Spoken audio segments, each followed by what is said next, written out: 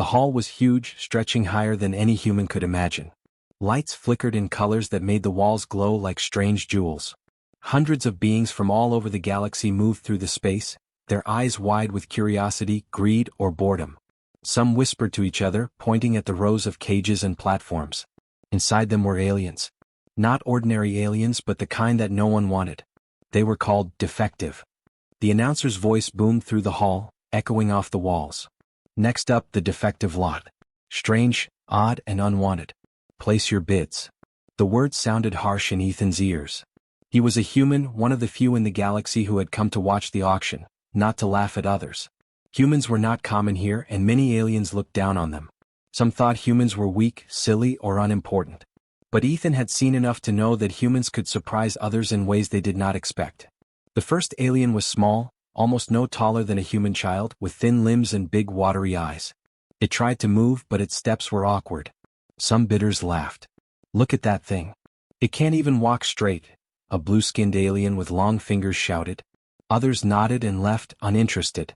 The auctioneer's hammer went down, marking the sale at a low number, but no one raised their bid. The small alien stayed in the cage, trembling slightly. Ethan leaned closer.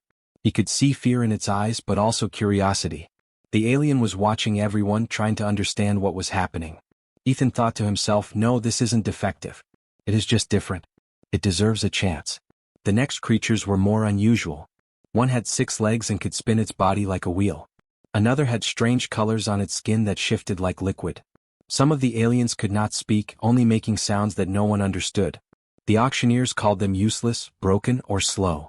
But Ethan noticed something. When a problem appeared, like a box falling or a cage door opening, some of them acted quickly and cleverly. They solved things that the crowd did not even notice. The bidders continued to laugh, bid very low, or walk away. "Not worth it," they said. "Defective. Waste of space." Ethan shook his head. "Defective? No. They're just misunderstood." His heart moved with a strange feeling, a mix of sadness and determination. He wanted to give these aliens a chance. When the auctioneer called for the last group, Ethan raised his hand. He was the only bidder. The hall grew quiet. Humans rarely participated in alien auctions, and no one expected a human to buy something called defective. Murmurs spread through the crowd. "The human is bidding," one alien whispered. "Why would he care?" another asked. Ethan's mind was clear. He did not care about money or recognition. He wanted to see the aliens free from this shame. One by one he placed bids, always slightly higher than the starting price. The auctioneer hesitated. No other bids came. The hammer fell. Sold. Ethan had bought the first alien. Then the next. And the next. The crowd watched in disbelief as he kept buying. They whispered, laughed, and some even shook their heads. "He is crazy," one said. "Why buy all of them?" Ethan did not answer. He only smiled softly and watched the aliens. Some blinked in confusion. They did not understand what was happening. For the first time, someone was treating them with kindness instead of mockery. By the time the auction ended, Ethan had bought every alien in the defective lot. Some were scared, some were curious, and some just stared silently. The staff began to move the cages, preparing them for transport. Ethan followed, careful not to frighten his new companions. On the ship, the aliens looked around at their new home. Ethan had arranged it carefully, giving each of them space and comfort. Some hid at first. One small alien curled into a corner, trembling. Ethan knelt beside it and whispered, "It's okay. You are safe now." Slowly the alien peeked out and blinked at him. The other aliens began to explore, touching objects, sniffing strange smells, and testing their new surroundings. Ethan watched them and smiled. He felt something powerful inside. This was not just about buying creatures. It was about seeing value where others could not. Humans, he thought, often had a way of understanding things differently. They could see potential, hope, and talent in ways the galaxy sometimes forgot. The journey back to his station was quiet at first. The aliens did not speak much, but they observed everything. Some mimicked the movements of the ship's controls. One strange 6-legged alien tried to balance on the railing, surprising Ethan by hopping perfectly without falling. He laughed quietly. So they are not defective, he thought. They just need a chance.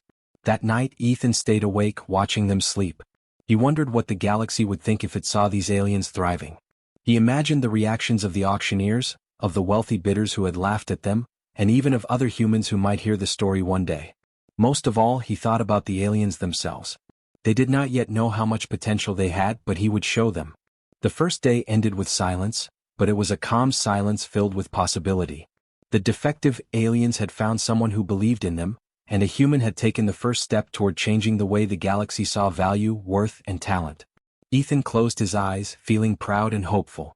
The auction was over, but a new story was just beginning. A story of trust, discovery, and a human who refused to follow what others believed was right.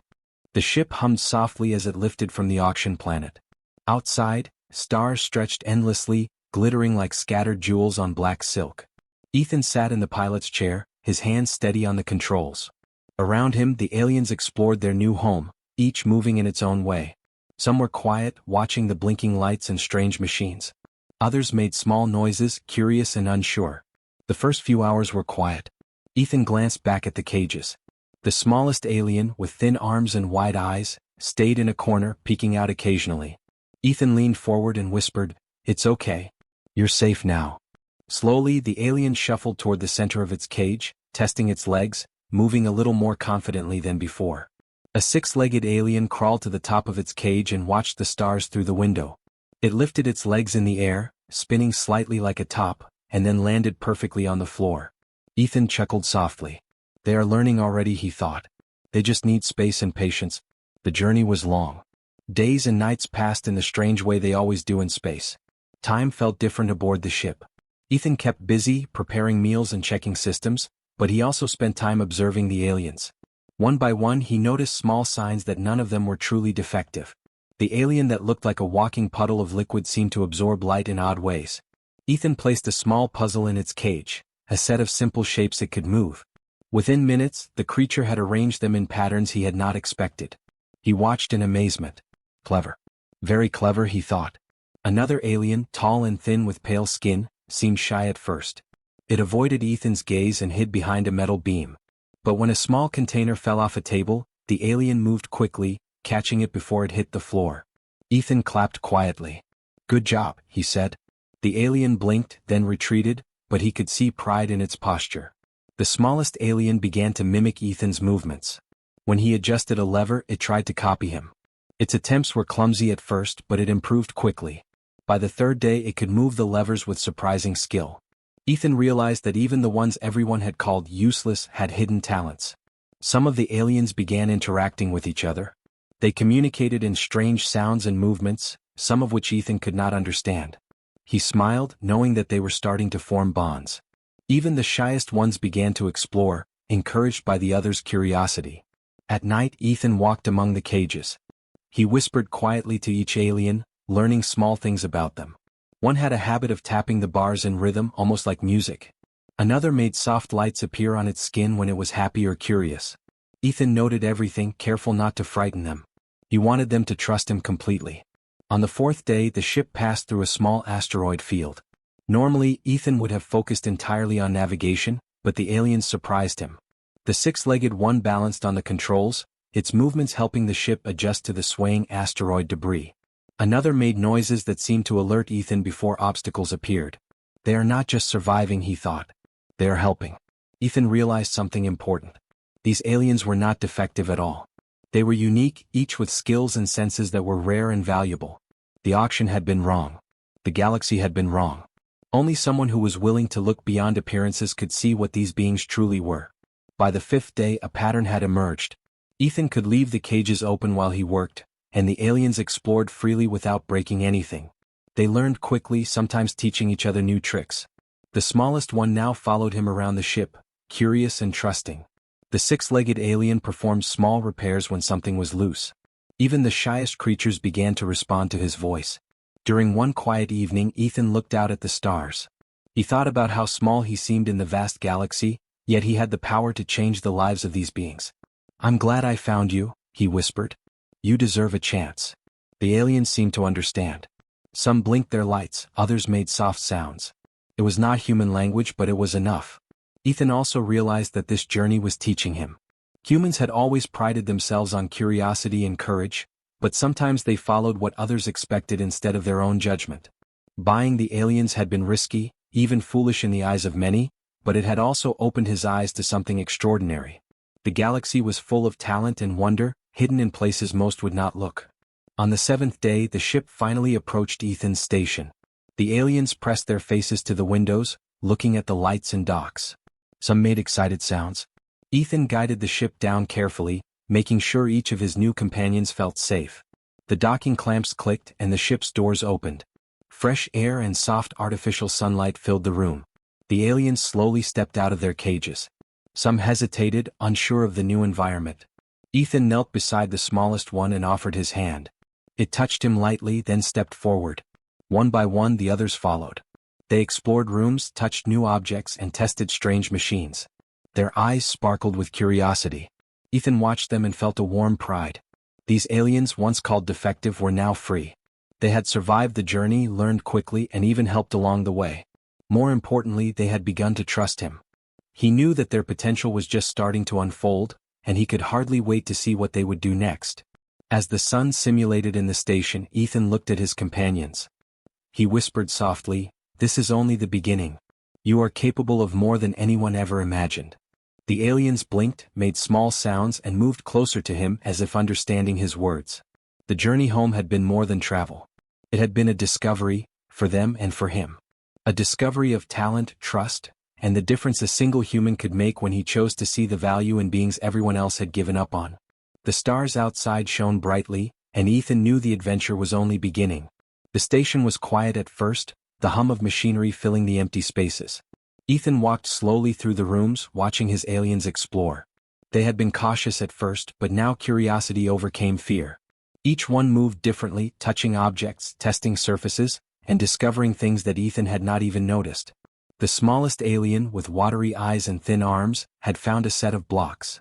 At first it knocked them over one by one. Ethan smiled quietly, kneeling beside it. "Try to put them together," he suggested. The alien blinked, then began to stack the blocks carefully. Slowly it built a small tower. Ethan clapped softly. "Good job," he said. The alien tilted its head as if proud of itself. Another alien, the six-legged one, had found a loose panel on a wall. It examined the wires and pipes inside. Ethan watched, amazed, as the creature carefully adjusted a small mechanism. The panel clicked back into place perfectly. "You fixed it," he said, astonished. The alien looked at him, then at the wall, as if testing whether it had done it correctly. A third alien, pale and thin, had discovered a small instrument that could produce light and sound.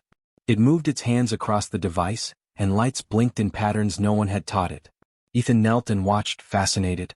The alien was creating music, simple at first, but gradually forming rhythms and harmonies.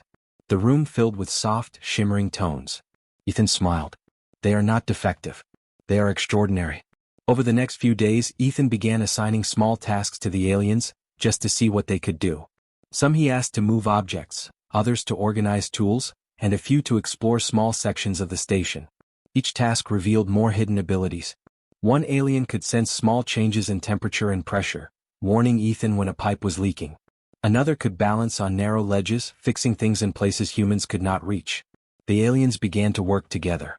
The six-legged one carried objects while the smallest one guided it carefully. The pale alien produced patterns of light that helped the others understand signals and instructions. Ethan realized they were learning from each other, teaching each other in ways he could not fully understand.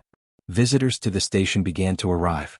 Researchers from nearby planets had heard whispers of the human who had bought the defective aliens. Most were skeptical. Some looked with curiosity, some with disbelief. Why would a human buy creatures no one wanted? They asked each other. Ethan smiled quietly and invited them to watch. He demonstrated the aliens' abilities, keeping it simple. The smallest one built a tower faster than any human could. The six-legged one repaired machinery quickly and accurately. The pale one played a sequence of lights and sounds that responded to movements in the room. The visitors' eyes widened. They had never seen anything like this. One researcher whispered, "They are remarkable. But how did a human see this?" Ethan shrugged. "I didn't see them as defective," he said simply. "I saw potential. Sometimes all it takes is a chance." Word of the aliens' talents spread quietly but quickly. More researchers and traders came to visit, each amazed at what they saw. The aliens, once labeled useless, now had value far beyond what anyone had imagined. And Ethan never forced them. He allowed them to explore, to learn, and to discover their abilities naturally. One day Ethan noticed something unusual. The small alien, the one that had built towers, began trying to communicate in new ways. It tapped patterns on the floor and walls, creating a simple code. Ethan watched closely and realized it was trying to send messages. With his guidance, the alien learned to communicate small words and ideas. Another alien discovered a way to generate energy from light. It created small devices that glowed softly, illuminating dark corners of the station. Ethan smiled. They are inventors too, he thought. They are not just surviving, they are creating. Even the shyest aliens began to come out of hiding. The Pale One learned to interact with Ethan directly, responding to gestures and simple commands. It showed understanding, empathy, and even humor. Ethan laughed quietly as it imitated his movements, almost perfectly. By the end of the week, the station was alive with activity. The aliens moved freely, working together, exploring and learning. Ethan had never seen a group so diverse in appearance yet so united in action. Their talents were hidden from the galaxy before, but now they shone brightly. Ethan walked among them, feeling a warm pride. These aliens had been called defective, unwanted, and useless. But here, in his station, they had discovered their abilities. Each one was extraordinary in its own way. And he realized something important. Sometimes, the galaxy did not recognize talent because it was not obvious. Sometimes it took a human to see it. At night, Ethan sat quietly watching the aliens rest. Some curled in corners, some blinked soft lights on their skins, and others made small noises of comfort. Ethan thought about the future. With patience, care, and opportunity, these aliens could achieve more than anyone had ever imagined. He whispered softly to the room, "You are not defective. You are remarkable. And this is only the beginning." The aliens seemed to respond, blinking and making gentle sounds. Ethan smiled, feeling hope and excitement. The galaxy had underestimated them, but now they had a chance to show their true selves. The day ended with quiet satisfaction. Ethan knew that the journey home had been only the first step. The aliens had learned, discovered, and begun to trust him. And in turn he had learned something about humanity, about seeing potential, valuing life, and believing in what others could not. Tomorrow, he thought, would bring more discoveries. The aliens had hidden talents and the galaxy was about to see what they could do. And all of it began with one human, who refused to accept the word defective. News traveled quickly across nearby star systems. Whispers of a human who had rescued the so-called defective aliens spread from station to station. At first, the galaxy thought it was a joke. How could a human, considered weak and inexperienced by many, see value in creatures no one else wanted? Curiosity eventually overcame doubt. The Galactic Council, a group that oversaw trade and interactions among worlds, decided to investigate. Ethan received a formal invitation. The council requested a demonstration of the aliens' abilities. Some humans might have felt nervous, but Ethan was calm. He had watched his companions grow, learn, and discover their talents. He knew they could do extraordinary things if given a chance. The day of the demonstration arrived. The council hall was enormous, with high ceilings and shimmering lights. Delegates from dozens of planets filled the space. They watched with polite skepticism as Ethan led his aliens into the chamber. The creatures moved confidently, each showing curiosity and awareness. The first display was simple but effective. The smallest alien, the one who had learned to stack blocks, moved to a series of shapes on a platform. Within moments, it arranged the shapes into a complex pattern, far more intricate than what any human or alien child could do. The council members murmured in surprise. They had expected clumsy, defective creatures, not this. Next, the six-legged alien approached a machine that had stopped working. Its movements were precise, adjusting wires, pressing buttons, and moving components into place. Within seconds, the machine hummed back to life. Delegates gasped. "How can it do this?" one asked quietly. Ethan simply smiled. He had seen it happen many times before and knew it was natural for the alien. Then, the pale, thin alien produced a sequence of lights and sounds. They moved in harmony, responding to the actions of the other aliens. It was a display of coordination, creativity, and understanding. The council watched in awe as patterns appeared and shifted, seemingly alive. Ethan realized they were not just performing tricks, they were communicating, thinking, and inventing. One council member, an elder with silver skin and many eyes, leaned forward. "This is incredible," she said. "No one thought these beings were capable of such intelligence." Ethan nodded. "They were never defective," he said quietly. "They were misunderstood." The final demonstration was a test of teamwork. Ethan presented a scenario, a small puzzle requiring problem-solving, balance, and coordination. The aliens worked together seamlessly. The The six-legged alien carried pieces, the smallest one guided it, and the pale alien signaled adjustments through lights and sounds. Within minutes, the puzzle was solved perfectly. The audience was silent for a moment, stunned by the efficiency and skill. A delegate from a distant planet stood up. "These beings are remarkable. And the human who guided them," he paused, shaking his head in disbelief. "You saw what others could not." Ethan shrugged modestly. "I did not create them. I only gave them a chance. The potential was always there. They just needed someone to believe in them." The council members discussed quietly among themselves. Some were skeptical at first, but the evidence was undeniable. The aliens performed beyond expectation, solving problems, creating patterns, and demonstrating intelligence and empathy. What had been labeled defective was now extraordinary. Ethan watched his companions, proud but calm. They moved naturally, not showing off, not seeking praise.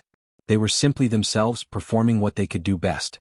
The room, filled with whispers and astonished glances, became a place of respect rather than mockery. By the end of the demonstration, the council invited questions. One young delegate asked, "How did you know they were not defective?" Ethan smiled. "Sometimes the galaxy judges by appearances. I judged by potential. When you look closer, you find that everyone has something valuable inside." Another council member leaned forward. "Do you think others will understand this lesson?" Ethan thought for a moment. "It may take time.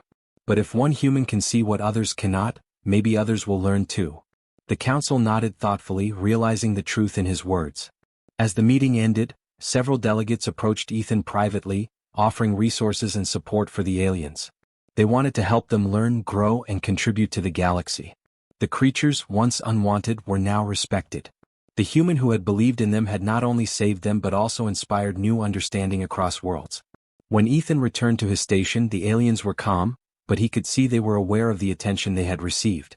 Some blinked lights in patterns that seemed like pride. Others moved carefully around new tools, eager to continue learning.